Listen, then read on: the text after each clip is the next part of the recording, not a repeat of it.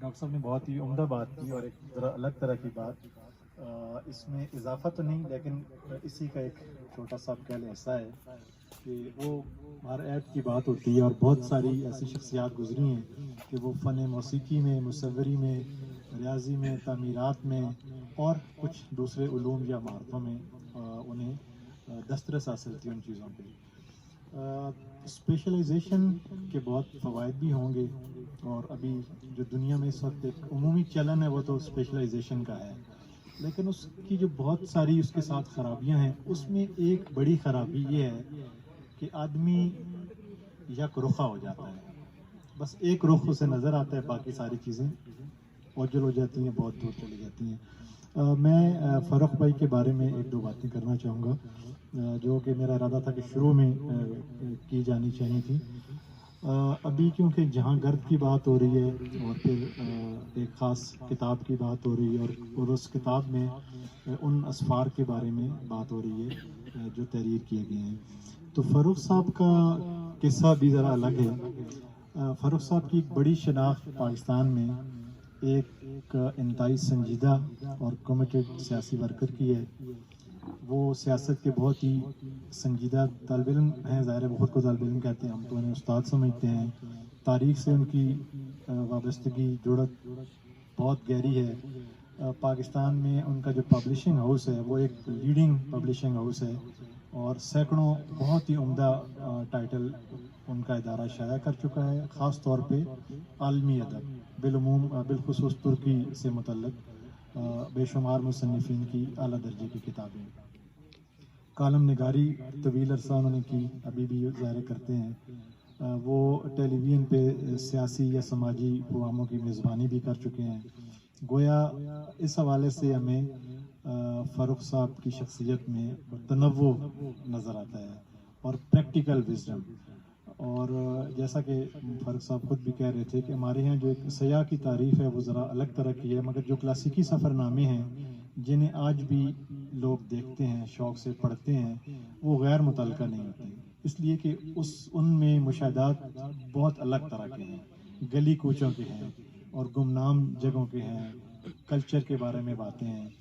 تو اس کے لیے آپ کو پھر میرا خیال یہ ہے کہ اچھی صحت کے لیے بڑی سڑکوں کو چھوڑنا پڑتا ہے، بڑی شاہراہوں پہ جا کے آپ اچھی صحت نہیں کر سکتے. تو اس حوالے سے پاکستان میں کیا دنیا بھر میں مگر ہمارے برصغیر میں بھی سفر نامہ لکھنے کی روایت کئی سو برسوں کو محیط ہے، پرانی روایت ہے اور ہزاروں سفر نامے اب تک بلا مبالغہ لکھے جا چکے ہیں. تو یہ ایک الگ طرح کا ان کا کام ہے اور ان کی شخصیت کے جو دوسرے پہلو ہیں وہ بھی بہت معاون ثابت ہوتے ہیں اس طرح کی تحریروں میں. جیسا کہ ڈاکٹر مرزا صاحب بھی بتا رہے تھے کہ ان کا جو مشاہدہ ہے اور چیزوں کو پھر دوسرے کے ساتھ جوڑنا، ربط پیدا کرنا، وہ کہیں زیادہ وسیع تحریر ہو جاتی ہے. تو میں فاروق بھائی سے اس وقت ایک دوسرا سوال کروں گا، کسی مقام کے بارے میں سوال کرنے کے بجائے کہ ان کی کتاب جہاں موجود ہے بہت لاجواب کتاب ہے ان کی دوسری کتابوں کی طرح، لوگ در لوگ، جس میں فاروق صاحب نے بہت شاندار لوگوں کے ساتھ اپنی ملاقاتوں کے احوال، مشاہدات اور ان سے تعلقات جو ان کے رہے ہیں، وہ عالمی سطح کی شخصیات ہیں، بین الاقوامی لیڈرز اس میں شامل ہیں، ان کے بارے میں انہوں نے لکھا ہے. اور میرا خیال ہے کم لوگوں کو یہ موقع ملتا ہے کہ وہ دنیا میں اس طرح کی شخصیات تک پہنچ سکیں اور پھر یہ کہ ان سے تعلقات بھی استوار کر سکیں. تو میں ترکی کے بلند، ایک بہت بڑا نام ہے بلند ترکی کی سیاست میں، تو فاروق صاحب سے کہوں گا کہ ان سے آپ کے مراسم بہت طویل عرصہ رہے اور جب وہ سربراہ تھے مملکت کے تب بھی آپ کا ان کے ساتھ آنا جانا رہا اور بڑی بے تکلفی والا آنا جانا کسی پروٹوکول کے بغیر. تو کوئی اس تعلق کی کوئی ایک آدھ یاد شیئر کریں پلیز. شکریہ اور معافی چاہتا ہوں ذرا طویل ہو گئی میری. کاظمی صاحب، ترکی میں میرے ترک دوستوں کا مطالبہ ہے کہ میں ایک کتاب ان کے ساتھ اپنے تعلقات پہ لکھوں. 2-3 واقعات سناتا ہوں. میں 2012 میں مکان ڈھونڈ رہا تھا ترکی میں، تو جو ڈاکٹر مجھے مکان دکھانے جا رہا تھا تو میں اگلی سیٹ پہ بیٹھا تھا، پچھلی سیٹ پہ میری بیگم بیٹھی تھی. बुलंद एजवत साहब का जिक्र हुआ। बुलंद एजवत 4 टाइम प्राइम मिनिस्टर हुए तुर्की के, honest and competent prime minister, leader कहा जाता है यूरोप तक का, तुर्की का नहीं, यूरोप। जिस ऑनेस्टी को आप ढूंढ रहे हैं ना पाकिस्तान में, वो बुलंद एजवत पे आती है। तो उस दोस्त नहीं था वो वक्त, तो उसने कहा you know there is a man in Pakistan, he was very close with बुलंद एजवत। मेरी बीवी एक्साइटेड हुई, वो उसकी कहानियां सुनाने लग गया। तो कहते उसके किस्से बड़े मशहूर हैं। तो थोड़ी देर बाद खत्म हो गई हम चाय, मैंने कहा वो मैं हूँ। एजवत साहब से मेरी दोस्ती कैसे हुई उसका एक वाकया इस किताब में है। वो मुलाकात ना हुई 83 में, वो मार्शल लॉ लगा हुआ था और वो घर पे थे, डिटेंशन में तकरीबन नहीं थे लेकिन निगरानी में थे, और मैं उनकी बेगम को मिल के आ गया। और वो मिलना भी बड़ा मुश्किल था, बल्कि अंदर हो जाता अगर वो ये ना कहती कि मैं रिश्तेदार हूँ, फरूख सिल गोइंदी से मेरा ताल्लुक है। एजवत साहब से मेरी कई वाकयात हैं, बहुत अनबिलीवेबल है। एक तो वो प्रोटोकॉल तोड़ के मुझे मिलते थे। इवन उनका जो प्रिंसिपल सेक्रेटरी है हयात है, वो बहुत अच्छा पेंटर है, म्यूजिशियन है, तुर्की का बहुत अच्छा फोटोग्राफर है तुर्की का ज़ैनब। उसने मुझे कहा जब मैं एजवत साहब को मिल के आ रहा था, जहां अर्दवान साहब अब बैठे हैं, लोग मुझे अर्दवान के व्हाट्सएप भेजते, मैं क्या, तो कहते ये तुम्हारी दोस्ती कैसी है, मैं उनसे पूछो, वो मुझे इतनी इज्जत देते हैं। कई वाकयात हैं, मसलन मैं तुर्की गया तो हस्बे आदत में एंड पे मिलता था। लोग शुरू में मिलते हैं, गड्डी मिल जाएगी, कमरा मिल जाएगा, VIP हो जाएगी, तो मैं एंड में नोट शेयर करता था। तो मैंने कहा कि मैं आ गया हूँ अनकरा। मैंने उनके ऑफिस फोन किया, प्राइम मिनिस्टर सेक्रेटेरिएट, तो मुझे पैगाम आया हुसामुद्दीन को मिलने। Hussamuddin उस्कान, he was deputy prime minister, सब पावर उसके पास थी। मैं कहा नहीं, मुझे तो डिप्टी प्राइम मिनिस्टर से नहीं मिलना। लोग उसको मिलना पसंद करते थे, काम शाम करा लिया, फैक्ट्री ले ली, जैसे लोगों के काम होते हैं। मैं कहा नहीं। फिर पैगाम आया, थोड़ी देर बाद फोन आया कि एजवत साहब चूंकि सुबह अमेरिका जा रहे हैं, बिल क्लिंटन था उसका प्रेसिडेंट, और वो लेफ्ट के प्राइम मिनिस्टर थे। तो तुर्की की अखबारों में था कि हमारा बाएं बाजू का वजीर आजम अमेरिका के सदर को मिलने जा रहा है, देखो तुर्की का क्या बनता है। तो फिर मुझे फोन आ गया कि उनकी मिसिज वो बड़ी काइंड थी और वो उनकी बैकबोन थी।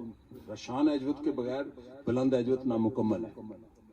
तो अब मैं माजरत की फ्रेंडली, मैं क्या, मैं उनसे क्या बात करूं, मुझे तो एजवत साहब से मिलना था। ओके ठीक है। थोड़ी देर बाद फोन आया, साईं एजवत कहते हैं, ये साईं तुर्कों का लफ्ज़ है। साईं एजवत कहते हैं कि साईं फरूख सिल को गोइंदी को कि मैं आ रहा हूँ आपके लिए ऑफिस, क्योंकि उस दिन उन्होंने छुट्टी की थी, नोट्स ले रहे थे, अपनी तैयारी कर रहे थे। वो बड़े एकेडमिक किस्म के प्राइम मिनिस्टर थे। तो वो वजीर आजम तुर्की अपना घर छोड़कर, अपनी तैयारी छोड़कर, सुबह उन्होंने अमेरिका फ्लाई करना था रात को, तो मेरे लिए खुसूसी तौर पर वजीर आजम हाउस आए। तो हमारा टाइम तय नहीं था, 10 मिनट है या आधा घंटा है या 2 घंटे। तो मिले, पहले उन्होंने पूछा क्या बनेगा तुर्की का, तो मुझे लोग बता रहे थे तुर्की, तो मैं कहा मेरे को तुर्क पूछ देने। मैंने कहा जी ये होगा, आपकी हुकूमत को खतरा आ सकता है, वही हुआ। तो फिर उन्होंने अफगानिस्तान पर पूछा, उनकी बड़ी दिलचस्पी है तुर्कों की अफगानिस्तान में, याद रखना पाकिस्तानियों बहुत ज्यादा नजर है। खैर अफगानिस्तान का पूछा, फिर उन्होंने कहा आप मुझे क्या एडवाइस करते हैं, मैं अमेरिका जा रहा हूँ। क्योंकि मैं क्या एडवाइस कर सकता हूँ। अच्छा हमारी बड़ी खुली गुफ्तगू होती थी ना, उसमें कोई प्राइम मिनिस्टर नहीं होता, वो बुलंद एजवत और फरूख सिल गोइंदी होता था। तो मैंने कहा आप ये करें, ये करें, तुर्की का ये मामला है, आप ऐसे करें। उन्होंने कहा व्हाट इज योर ओपिनियन, एक पेपर निकाला, ये वो अहदनामा है जब सुल्तान मोहम्मद फातेह ने इस्तांबुल फतह किया था। लेफ्ट का वजीर आजम कह रहा है, बाएं बाजू का, उससे बड़ा कमालिस्ट वजीर आजम तुर्की में नहीं हुआ, कमालिस्ट में, सेकुलर यानी कि ये वो अहदनामा है जब सुल्तान मोहम्मद फातेह ने इस्तांबुल फतह किया, तो उसने ये अहदनामा इशू किया कि मुसलमानों की जानों से ज्यादा ईसाइयों के गिरजे, यहूदियों के सैनिगाग, आर्मीनियंस के गिरजे हैं, इनकी प्रॉपर्टी को जो नुकसान पहुंचाएगा वो मुजरिम होगा।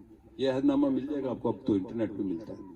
तो ये मैं उसको अंग्रेजी में तर्जुमा, हाँ ये बड़ा अच्छा है। यानी कि तुर्क अपनी मिरास पर इतना फख्र करते हैं। फिर एक हमारे दोस्त थे, वो सिंधी थे, नाम भूल गया, बहुत बड़े आदमी थे पाकिस्तान के, तो वो सिंधी थे, उनको भेजा भी था मुशर्रफ दौर में कश्मीर की कमेटी की तरफ से यूनाइटेड नेशन में, क्या नाम था, انہوں نے مجھے کہا کہ سائیں بلند ہے کو آپ ایک بات کریں. میں نے کہا کیا آپ کی وہ بات مانتے ہیں؟ میں کہا مان لیتے ہیں اگر ان کی سمجھ میں. عبداللہ اوجلان جو علیحدگی پسند ہے اس کو پھانسی کی سزا نہ دیں. کیوں؟ اس کو رہا کر. جب رہا ہوگا تو کوئی کرد مار دے گا کہ جی ترکوں سے مل گیا حکومت سے. تو میں نے کہا ٹھیک ہے میں بات کرتا ہوں. میں گیا. اب اچھا ان کے چہرے کے یہ جو لفظ آج کل ہمارے ٹی وی پہ آیا نا باڈی لینگویج, یہ کوئی لفظ نہیں ہوتا ایسے فضول ہے. میں ان کی بات کا اندازہ نہیں تھا لگا سکتا کہ انہوں نے میری بات مانی ہے. یعنی وہ تاثر نہیں تھے دیتے, سگریٹ پیے جاتے تھے. تو میں نے کہا جی میرے ایک دوست ہیں تو انہوں نے یہ مجھے مشورہ دیا کہ آپ عبداللہ اوجلان کو پھانسی نہ دیں کیونکہ وہ ٹیررسٹ ہے. ابھی بھی وہ جیل میں عبداللہ اوجلان. تو کہتے کیا کریں؟ میں نے کہا انہوں نے تو یہ کہا لیکن آپ پھانسی نہ دیں, کوئی رستہ نکالیں. انہوں نے پھر کچھ میرے سے باتیں کی جو میں کتاب میں لکھوں. خیر انہوں نے کیا کیا کہ اس کورٹ سے فوجی نکال دیے. اس عدالت میں فوجی ہوتا تھا کہ کورٹ کی ٹرانسپیرنسی قائم رہے. اس کو سزائے موت ہوئی. پارلیمنٹ میں سزائے موت کا بل گیا, وہ جو ہوتی ہے جیسے ہماری مرسی بل آتی ہے, وہ اس کو انہوں نے سائن ہی نہیں کیے. وہ ابھی تک سائن نہیں ہوئے. میں نے کہا پھانسی دے دی تو یہ بہت بڑی سٹیمپ لگ جائے گی, ترکی ٹوٹ جائے گا. کردوں کے پاس ایک سزائے موت یافتہ علیحدگی پسند لیڈر آ جائے گا. تو انہوں نے وہ میری بات مانی اور انہوں نے کئی میری باتیں مانی. میں نے آج تک ایک کام کہا تھا, کل میرا ویزا آپ کی وجہ سے ایکسپائر ہوا ہے وہ ایکسٹینڈ کرا دے گا. کبھی میں نے کام نہیں کہا. اور بڑے ترکی کے کام کروائے, پاکستان کے کروائے. ہاں کوفی عنان جا رہے تھے ترکی. میرے دوست تھے ایڈورڈ مارٹیمر, وہ فائنینشیل ٹائم کے انٹرنیشنل پیج کے ایڈیٹر تھے, ابھی حیات ہیں, برٹش ہیں. تو انہوں نے مجھے ای میل کی کہ میں ترکی جا رہا ہوں, کوفی عنان ترکی جا رہے ہیں. میں کوئی انگریزی لکھنے والا بندہ نہیں, پڑھتا انگریزی ہوں, لکھتا اردو. تو یہ تقریر ہے سائیں اجوت کے سامنے کوفی عنان نے کرنی. آپ اس کو دیکھیں, یہ تقریر ٹھیک ہے. وہ ای میل میرے پاس پڑھی ہے, 98 کی ہے. تو میں نے کہا یہ ٹھیک ہے, 2 لفظ یہ ڈال دیں بس, باقی ٹھیک ہے. اسی طرح ایجوت صاحب نے مجھے اچھی طرح یاد ہے, میں بتا دوں لوگوں کو پتہ ہے. میں گیا امریکہ سے کہ میں ترکی آ رہا ہوں. میں نے ان کو ای میل کی تو مجھے ویزا چاہیے ہے. واشنگٹن سے فون آیا مجھے ترک ایمبیسی سے کہ سائیں اجوت صاحب وزیر اعظم صاحب آپ کا ویزا کے لیے کہا ہے. ویزا لگ گیا. اچھا اس کے اوپر لکھا تھا دولت مسافر اسٹیٹ گیسٹ. میں کہا واہ بڑی گل ہے. ایئرپورٹ بھی اترا, پرانے جو میں کپڑے پائے جیسے پینٹ سینٹ بندہ چپل پہن کے آتا ہے, گیسٹ کیسا آیا. میں کہا جی ہو جا تہاڈا اسٹیٹ ہیڈ ہو جا گیسٹ. خیر وہاں اب ایجوت صاحب بڑے پریشان. میٹنگ ہوئی ہماری 50 منٹ کی. نواز شریف گرفتار تھے, نہیں کو ہو چکی تھی. اکتوبر میں کو ہوئی تھی, نومبر میں مشرف گیا ملنے اس کو, اور مشرف کی وہ ایک علیحدہ کہانی انہوں نے مجھے خیر بتائی.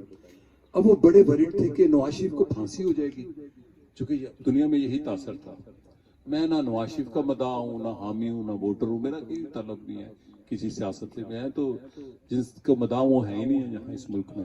تو اکثر لوگ میری رائے کو نہ یا تجزیے کو کہہ لیتے تو عمران دا سپورٹر ہے, تو زرداری دا ہے. تو اس لیے میں نے لکھنا ہی چھوڑ دیا ہے 9 مہینے 7-8 مہینے سے.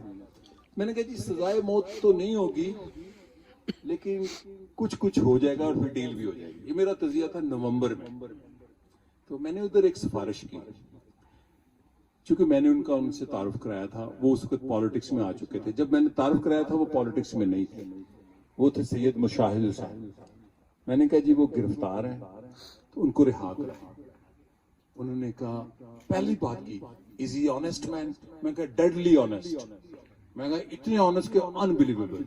ٹھیک ہے. انہوں نے اپنے پروفیسر صاحب کو بلایا.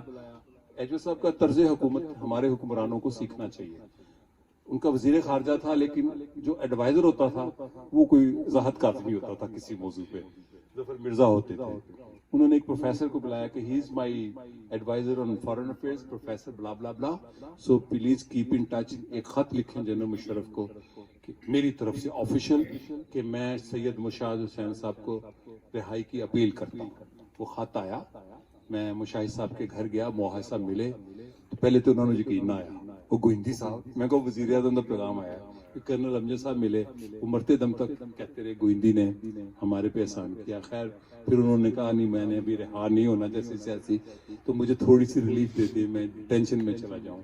تو میرے بلند اجوت صاحب کے ساتھ ایسے تعلقات تھے اور ابھی بھی ہیں. اس تعلقات کا بڑا اثر ہے کہ میں 4-5 سال پہلے ایک دن جو ان کی پارٹی کی لیڈر ہیں, رائٹر بھی ہیں, انہوں نے بے نظیر پہ ناول لکھا ہے یشار سیمان نے, تو میں نے کہا کہ میں نے ایجو صاحب کی قبر پہ جانا ہے.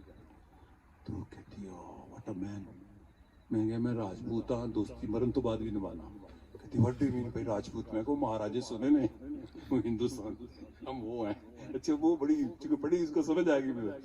میں کہا وہ مجھے پروٹوکول توڑ کے ملتا تھا بندہ, تو میں مرنے کے بعد انقرہ میں آتا ہی 3 کاموں کی ہوں. ڈاکٹر اے بی اشرف کو ملنے, اتا ترک کی قبر پہ جانے. میرا مولانا رومی وہ ہے جس نے پورے ترکی کو آزاد کرایا, ساری عورتوں کو حقوق دیے. آج ترکی وہاں کھڑا ہے, اس سے بڑا بابا گیڑا ہونا ہے. اصل تو بابا ہوئے. تو تیسرے اجوت صاحب کی قبر پہ فاتحہ پڑھنا. وہ میں وہاں رو رہا تھا تو وہ بھی رونے, کہتی میں کبھی نہیں آئی, آج مجھے احساس ہوا, میں تو ان کی پارٹی کی لیڈر ہوں. تو اجوت صاحب بڑے ہماری زبان میں ولی قسم کے آدمی تھے بڑے, اور انہوں نے سائپرس کا آپریشن کیا تھا 16ویں صدی کے بعد. مسلمانوں کو 1 انچ زمین نہیں ملی دنیا کے کسی خطے میں سوائے سائپرس کے. یہ مجھے ایک اسلامسٹ نے بتائی, مجھے یہ نقطے کا نہیں تھا پتا. تو ایجو صاحب سے کتاب ایک میرے پہ قرض ہے, ان باتوں یادوں کی بڑی دلچسپ باتیں ہیں, وہ انبلیویبل ہیں. مطلب میں نے کئی بچے بھیجے پڑھنے کے لیے ترکی, افغانی سینکڑوں میں, لیکن انہوں نے کبھی رابطہ نہیں کیا پڑھن تو بعد. سوری ٹو سے. ایجو صاحب وہی ہیں جنہوں نے ذوالفقار علی بھٹو کی سب سے اسٹرانگ ڈیتھ مرسی اپیل بھیجی تھی. اچھا خواتین حضرات